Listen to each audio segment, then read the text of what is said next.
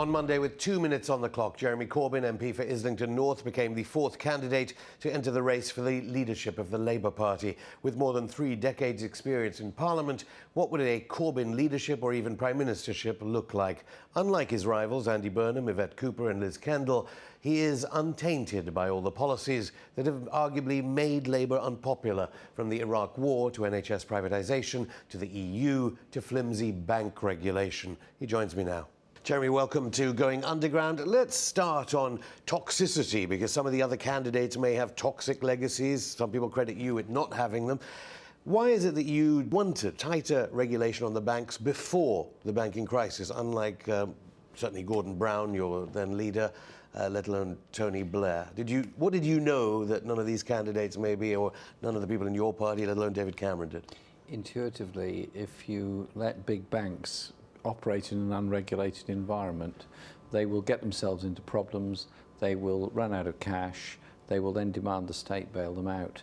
I think there has to be very tight regulation. Of course, the combination of investment and retail banking being under one arm meant that the banks were actually very vulnerable for dodgy investments, hence the ripple effect of the subprime mortgage market in the USA went global and caused enormous problems. Now, I don't blame the Labour government of Blair and Brown entirely for that, because it wasn't their fault that these banks were so involved in frankly dodgy American investments. But what I do think they should have been much more aware of was the need for much greater regulation to prevent those kind of ripple effects. Public ownership of the banking system, or at least public participation in it, is a good thing. Unlike your rivals, though, who didn't see what you saw and got substantially more votes in the leadership election so far by the Parliamentary Labour Party.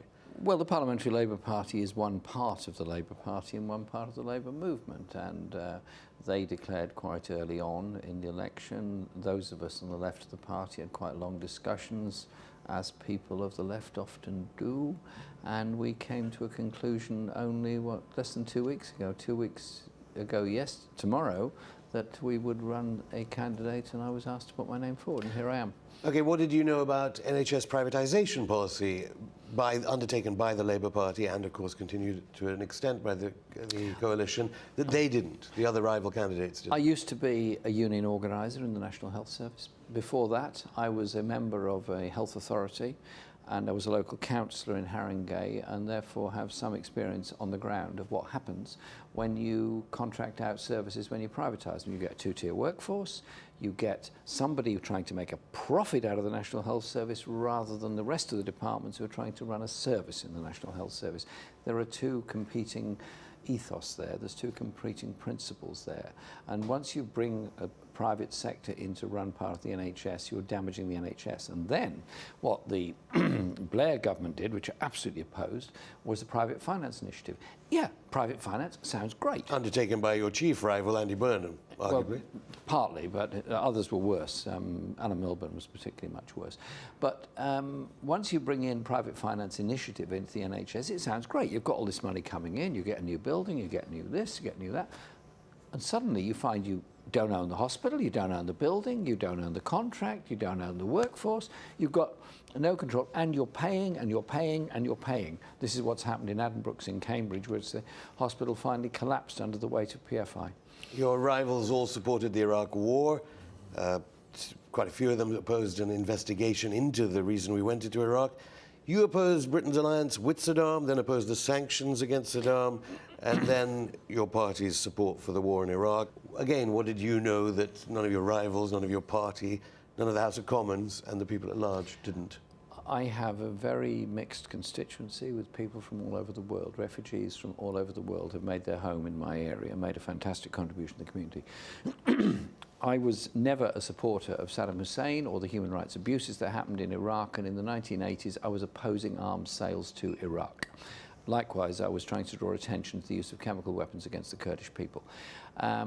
I was a lone voice. There was just a handful of us that were prepared to raise those things.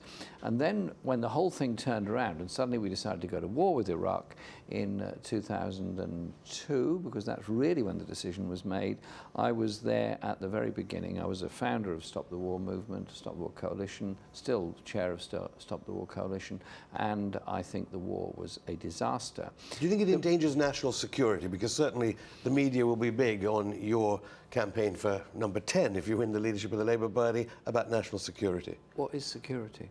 Is security the ability to bomb, maim, kill, destroy? Or is security the ability to get on with other people and have some kind of respectful existence with them? Now, I think that the war in Iraq destroyed all government and public service structures in Iraq. That was the de-Baathification program of Paul Wolfowitz and others, which ended up then with a lot of guns going off to form into either criminal gangs or different forms of militia, and then gradually the whole thing has morphed into ISIS fighting other forces in Iraq. And could all this have been avoided? You can never say never, you don't know for sure, but certainly even after the invasion, if they'd kept the state structures of Iraq, the army and the police force together, then I think you'd have a far more stable society than you have now. I understand from one hustings in Dublin, I think a GMB hustings, that apart from Andy Burnham, all the other contenders support a benefits cap. Do you understand the economy as a grocery shop, that the banks need to be, the books need to be balanced? Or because a lot of people will be saying, you don't understand that we have to pay our way in the world, and that's why we need austerity. You've got a lovely poster up here of what Labour was doing in the 1940s. Labour inherited then a debt to income ratio of 250%, but invested in National Health Service, invested in infrastructure, invested in housing, invested in people, created full employment, a welfare state and healthcare as a right. If we invest in people rather than a book balancing exercise over a longer period, you get far better out of it.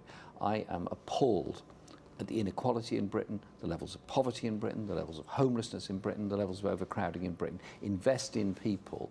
That creates jobs, that creates greater prosperity. Already some of your mainstream media interviews, you may have terrified people on average income, because a couple on 2 average wages, you seem to be suggesting that the tax threshold would hit them, you'd raise taxes on them. Do you think because you spent your life with activists and the underclass, let alone the striving middle classes, you don't understand how rich the rich are, and that you could put taxes up on people earning more than £250,000 a year? Well, I think you can put tax up on those, but and leave the rest alone. But indeed, but I'm more interested in corporate taxation and corporate tax loopholes around Europe, around Britain, on the Channel Islands, Isle of Man, and the tax havens in various American and British territories around the world. We've got to look very hard at that. There are big companies paying ducks and drakes with national economy. Boots move their corporate headquarters to Switzerland, switch their profits to Switzerland, pay 5% corporation tax instead of British corporation tax rates.